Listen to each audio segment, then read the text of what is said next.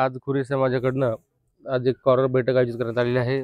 त्या बैठकीसाठी अध्यक्ष म्हणून उपस्थित असलेले या नगरीचे लोकप्रिय माजी नगराध्यक्ष, आमचे मार्गदर्शक मोगलेदाना शिरशेटवार, आमचे मार्गदर्शक या भागातील जवळपास 30-35 वर्षापासून प्रतिनिधित्व करत असलेले माजी उपनगराध्यक्ष बालाजाना रोहिलावार, या प्रभाग क्रमांक 9चे राष्ट्रीय काँग्रेस पक्षाचे उमेदवार चैतन्य भाऊ रोहिलावार, संजय दादा जोशी, प्रभाग क्रमांक 5चे उमेदवार कंधारकर मामा, 8चे उमेदवार मंडलेवार साहेब हाफिज खान पठाण, 7चे यादवदादा संगम बैलकी, इलियास भाई, उपस्थित सर्व, आता सर्वांचं नाव घेणं काही शक्य नाही, सन्मान्य व्यासपीठ, उपस्थित सर्व खोरी समाजातील ज्येष्ठ आणि युवक मित्रांनो, आताच पटेलांनी आणि इलियासभाईंनी सांगितलं की स्वातंत्र्य काळापासून ज्यावेळेस नगरपालिका स्थापना झाली तेव्हापासून आपला समाज या देगलूर शहरामध्ये व्यवसाय करणं म्हणजे सहभाग आहे। प्रत्येक विकासामध्ये असेल, कोणत्या सामाजिक कार्यामध्ये आपला समाज सहभाग आहे। जास्त प्रमाणात असेल थोडं तुमचं कमी प्रमाणात असेल, परंतु तुमच्या 45 ते 50 हजार लोकसंख्या मतदान असलेल्या शहरामध्ये आपल्या समाजाला एक फार मोठं संधी, एक प्रतिनिधित्व मिळवण्याचं काम राष्ट्रीय काँग्रेस पक्षाकडनं देण्यात आलेलं आहे। बालाजाना रोहिलावार, मोगलांना शिरशेटवार व सर्व आमच्या काँग्रेस पक्षाकडनं एक फार मोठी आनंदाची गोष्ट आहे तुमच्या समाजासाठी आणि तितकीच जबाबदारीची गोष्ट आहे।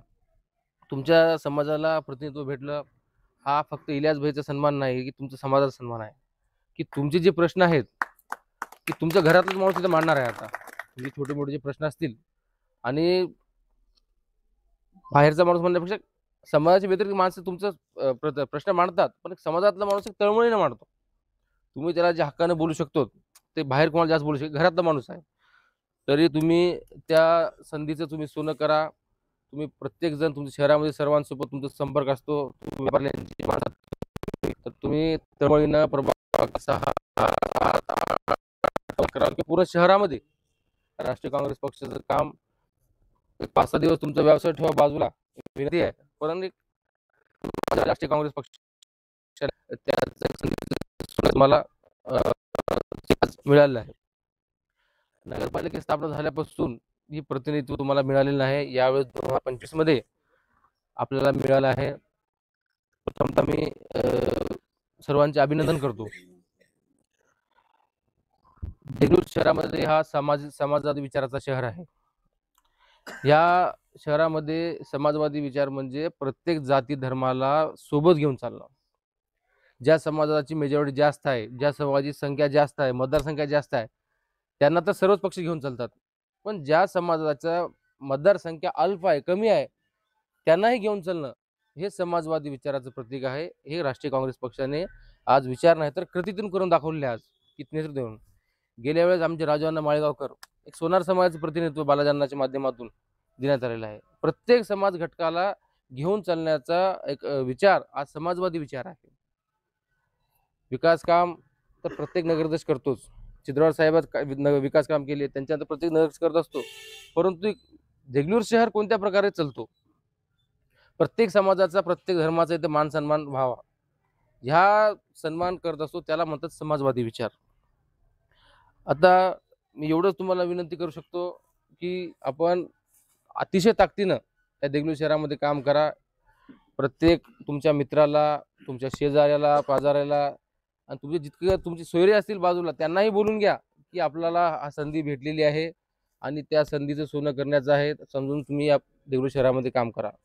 देगलूर शहरामध्ये महत्त्वाचं म्हणजे विचाराची लढाई फार मोठी चालू होत आहे।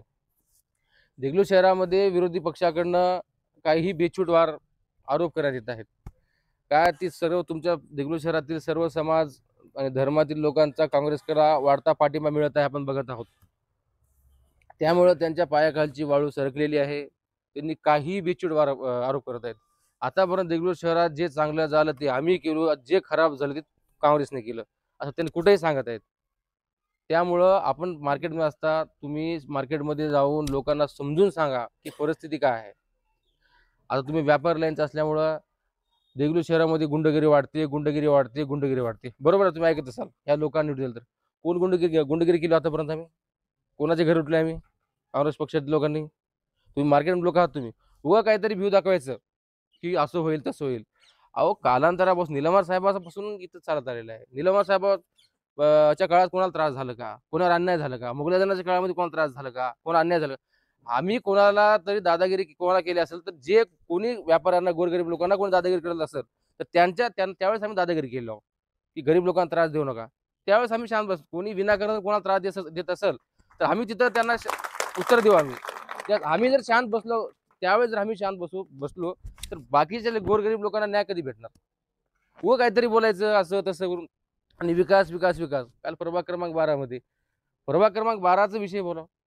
हे गुंडगिरी आहे, हे आहे आणि प्रभाग क्रमांक 2 मध्ये त्यांना उमेदवारी भेटली नाहीत म्हणून 2-2 मुस्लिम समाजाला उमेदवारी देणं. अरे तू आमची का काळजी करता तुम्ही? तो आमचा पक्ष राहिला ना, कुठं कोणाला उमेदवारी द्यायचं. म्हणजे ते भरकटलेत. इथून ते काही अफवा करू शकतात. जाती धर्मामध्ये काही तेढ निर्माण व्हायसारखं ते बोलू शकतात. तर कोणत्याही अफवावर विश्वास ठेवू नका. त्यांनी विकासाचा मुद्दा बाजूला फेकून टाकलाय त्यांनी. आम्ही विकासाच्या मुद्द्यावर राजकारण करतो, विकासाच्या मुद्द्यावर तुम्ही बघा त्यांचे काही व्हिडिओ आहेत, युट्यूबवर आहेत. आता भरकटलेत त्यांनी प्रचार यंत्रणा थांबवून टाकलेत. वार्डात फिरत नाहीत. आमचे एक मत तर दिसना गेले, 2 मत दिसना गेले, 3 मत नाही, 4, 5, 6 मध्ये कुठे दिसना गेलेत. आता त्यांची यंत्रणा फक्त मॅक्झिमम मुस्लिम समाजामध्ये विष पेरण्याचं काम, की म्हणजे काहीतरी धर्मात भांडण लावायचं, गैरसोय करायचं, अफवा पसरायचं, हे काम त्यांनी आजपासून चालू केले आहेत, 2 दिवसापासून. तर आपलं काम आहे की हे लोक कोणत्या प्रकारे काम करतात, कोणाला घेऊन चालतात, गोरगरीब लोकांचे कामं कसं करतात, हे तुम्ही देखील समजून पटवून सांगायला पाहिजे ते. त्यामुळे विकासासोबत विकास तर होणारच आहे. अण्णा जवळपास 100-125 कोटीचा विकास शहरात केलेला आहे. जिवंत उदाहरण आहे. तुमचे सगळे बघितले आहेत. रस्ते, नाल्या, सभागृह, धर्माचं प्रत्येक जातीसाठी जागा दिलेल्या आहेत. 2-4 सभागृहाचे मंडपचे बांधकाम देखील झालेले आहेत. आपल्या काही विद्यार्थ्यांना डॉक्टर बाबासाहेब आंबेडकर नावाने एक अभ्यासिका तयार केली आहे. त्याच्यामध्ये 3 वर्षामध्ये 46 विद्यार्थी क्लास 1, क्लास 2, क्लास 3 असे लागलेले आहेत. आता आमचे भायगाव रोडला आमचे मित्र आहेत, तुम्हाला माहित असेल, व्हॉलीबॉल प्लेअर आहेत, आफ्रिद नावाचे. आफ्रिद, त्याचे वडील ऑटो चालक आहेत.